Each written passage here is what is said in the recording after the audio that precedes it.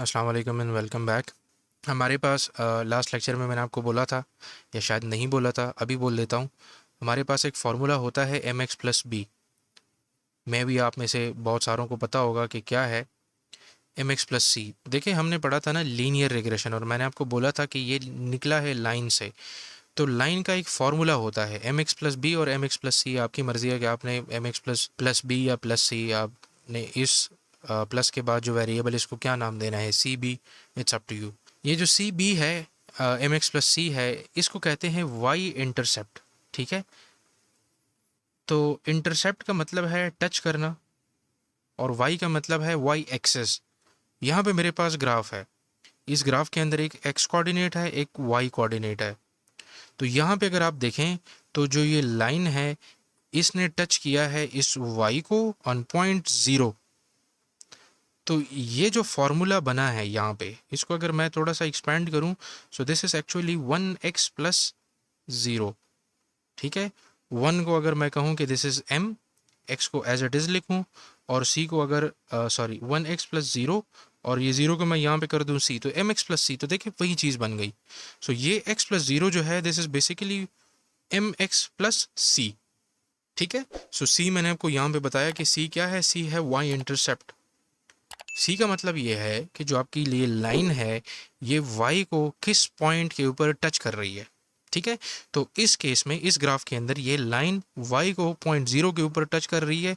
तो सी की जो वैल्यू है, it is zero. Yes, it is zero as we can see. ठीक है, यहाँ पर आ जाएं। ये जो लाइन है, ये वाई को टच कर रही है ऑन पॉइंट वन। तो यहाँ पे जो सी की वैल्यू होगी वो होगी वन। इन यस, सी की जो वैल्यू है, इट इज़ वन। ठीक है, यहाँ पे देखें, ज़ीरो वन टू, तो यहाँ पे सी की वैल्यू होगी two, because the line is touching this Y on point two. ठीक है, यहाँ पे देखें, zero one two three and four. So the value of y-intercept or the value of c in this particular graph is going to be 4 because of this. ठीक है, अच्छा यहाँ पर आ जाए। यहाँ पे अगेन मैंने लिखा है ज़ीरो, तो देखें लाइन जो है वो यहाँ पे ज़ीरो को टच कर रही है। ठीक है, अच्छा यहाँ पे देखें, यहाँ पे c की वैल्यू है -1, बट हाउ? यहाँ पे तो लाइन y को टच ही नहीं कर रहा। तो देखें, मैंने आपको लास्ट लेक्चर में बोला था कि कुछ कुछ जगहों पे आपके पास पूरी इन्फॉर्मेशन नहीं होगी, आपने अपनी विजुअलाइजेशन यूज़ करनी है। तो अपने ब्रेन को यूज़ करके यहाँ पे ये ग्राफ को थोड़ा कंप्लीट करें। तो इस वाई को नीचे लेकर आएँ, और ये एक्स को इस तरफ लेके जाएं। तो देखें, ये जो दरमियान का पॉइंट है, दिस इज़ ज़ीरो, ये वन है, ये टू है, ये थ्री फोर है। इस तरफ आएंगे तो ये -1 होगा, ये -2 होगा, -3 होगा। ऊपर जाएंगे तो 1 2 3 4 होंगे। नीचे आएंगे तो -1 -2 -3 इस तरह के होंगे। तो ये जब नीचे आएगा और यहाँ पे टच करेगा, तो देखें, yes it is touching Y but on -1।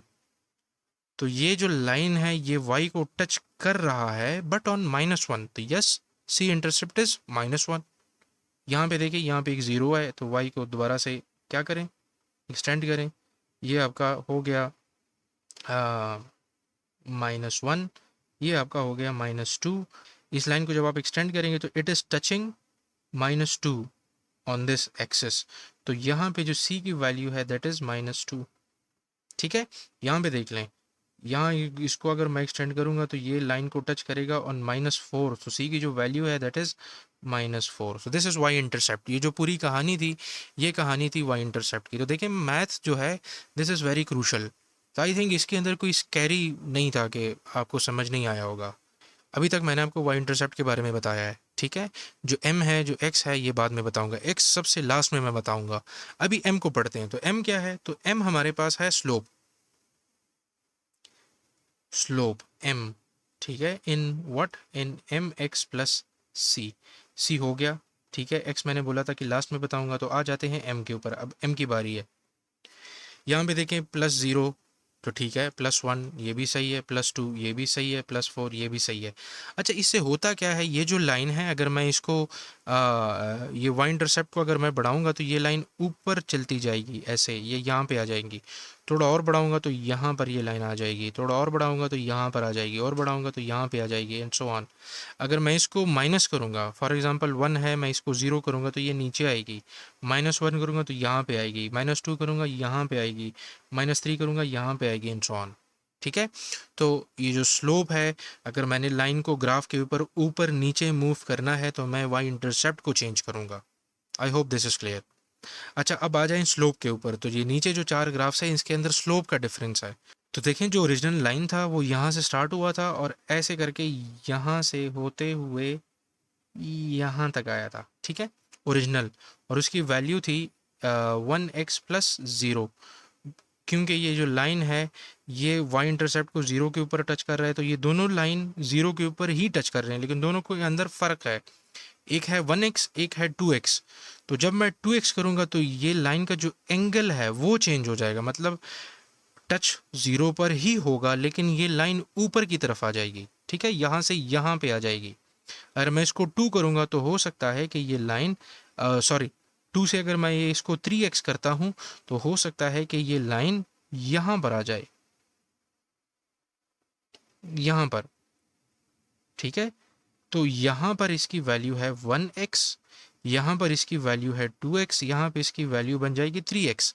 और y इंटरसेप्ट जो है it is always c is equal to 0, 1x+0, 2x+0, 3x+0। ठीक है, तो इस लाइन को आप कहीं पर भी फिट कर सकते हैं। अगर आप चाहते हैं कि ये 1 से स्टार्ट हो तो c इज इक्वल टू 1, तो पहले c को इक्वल टू 1 कर लें। ठीक है, और यहाँ पे जो x की वैल्यू है इट इज़ 5x। तो अगर मैं इसको 4 करूँगा तो होपफुली यहाँ पे कोई जगह होगी, इस तरह का एक स्ट्रेट लाइन बनेगा। इसको अगर मैं 1 करता हूँ तो आपको याद होगा ये ऐसे डायगनल यहाँ पे आएगा, this is your 1x। For example इसको 0 कर दूँ तो 0 ये इस तरह से स्ट्रेट आएगी, दिस इज योर 0x। ठीक है। अच्छा, यहाँ पे आ जाएं, यहाँ पर आपके पास है -5, -5x। -5x का क्या मतलब है? तो देखिए, सबसे पहले मैं यहाँ पे 1x ड्रॉ कर लेता हूँ। Oops, this is your 1x। थोड़ा सा हो सकता है मैं ऊपर नीचे गया हूँ। This is your 1x। 1x को अगर कम करेंगे तो जाहिर सी बात है नीचे जाएंगे, 1x से ज़्यादा करेंगे तो ऊपर की तरफ जाएंगे। तो 0.5 1 से कम है, जाहिर सी बात है, तो दिस इज यूर 0.5x। 0.75 कहाँ पे होगा? एग्जैक्टली इन दोनों के दरमियान होगा, यहाँ पे होगा, यहाँ पे होगा 0.75x। 0.25 कहाँ पे होगा? वो कहीं यहाँ पर होगा, 0.25x। ठीक है, तो ये सारी जो है वो विजुअलाइजेशन की बातें हैं, आपको समझ आना चाहिए। अच्छा, यहाँ पे देखें। अच्छा, और सी की जो वैल्यू है that is 2, because all of these lines are touching this Y axis on point 2। ठीक है, 1x+2, 0.7x+2, 0.5x+2, 0.25x+2। ठीक है, तो ये सारे फंक्शंस बन सकते हैं, यहाँ पर आप लिख सकते हैं। अच्छा, यहाँ पे देखें, सी की जो वैल्यू है that is 4, the line is touching Y on point 4, this is 4। ठीक है, यहाँ पे ऐसे करके आपके पास था 1, दिस वॉज यूर 1x। ठीक है, अगर आप इसको 0 करेंगे तो दिस इज यूर 0x। तो अगर आप इसको -1 करेंगे तो इस 1 के बिल्कुल ऑपोजिट आएंगे, तो यहाँ पे आपका बन जाएगा -1x। तो ये जो है दिस इज यूर -1x। तो अगर मैंने लाइन को ऊपर नीचे करना है तो मैं c का जो पैरामीटर है mx+c, इसको मैं छेड़ूंगा अगर मैंने लाइन को ऊपर नीचे करना है। अगर मैंने लाइन का एंगल चेंज करना है तो मैं इसको चेंज करूँगा। ठीक है, और ये x क्या है एंड में पढ़ेंगे। आई होप यहाँ तक चीज़ें क्लियर है। ठीक है।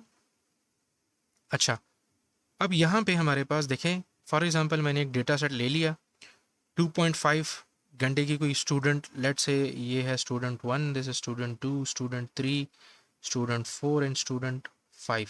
ठीक है, 5 स्टूडेंट्स का मैंने डेटा लिया है। एक स्टूडेंट है जो 2.5 आवर्स की स्टडी करता है, उसके मार्क्स आए हैं 21। तो सिमिलरली मैंने ये दो उठा के यहाँ पे प्लॉट कर दिया है, दिस इज़ 2.5 और यहाँ पे जो है कहीं पे 21 है, दोनों को लगाएंगे तो ये जगह बनेगी। एक डेटा पॉइंट लगा दिया 5.1, देखें 5.1 और 47, ये दूसरा पॉइंट आ गया। 1.5 एंड 20, तो ये वाला पॉइंट आ गया। 2.7 एंड 25, तो ये आई फील ये वाला पॉइंट आ गया। ठीक है, और 7.7 85, ये वाला पॉइंट आ गया। ठीक है, सारा डेटा मैंने प्लॉट कर दिया। अब ये पूरा डेटा सेट उठा के मैंने यहाँ पे प्लॉट कर दिया। अब क्या करेंगे?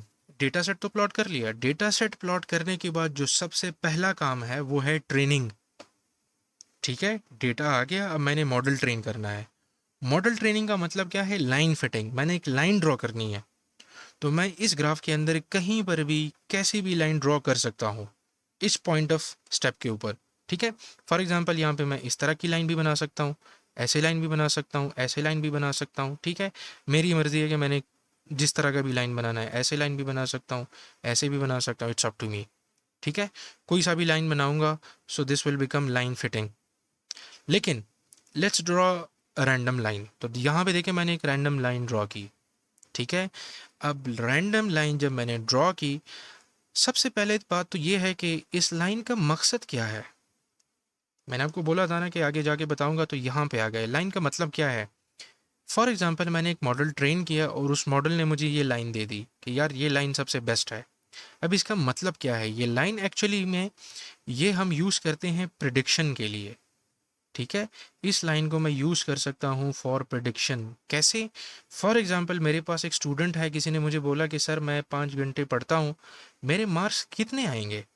तो मैं इस टेबल से इस स्टूडेंट के मार्क्स निकाल सकता हूँ। कैसे? मैं आऊँगा 5 के ऊपर, ठीक है, यहाँ पर, और मैं यहाँ से एक स्ट्रेट लाइन ड्रॉ करूँगा, यहाँ पे पहुँचूँगा। जैसे ही मैं इस मॉडल को टच करता हूँ, यहाँ से मैं फिर स्टार्ट लूँगा और जाऊँगा यहाँ पर। यहाँ पे मेरे पास फॉर एग्जांपल वैल्यू पड़ी है, लेट्स से 20 और 30 के दरमियान आता है 25। तो मैं उसको बोलूँगा कि यार तुम्हारे मार्क्स आएंगे 25।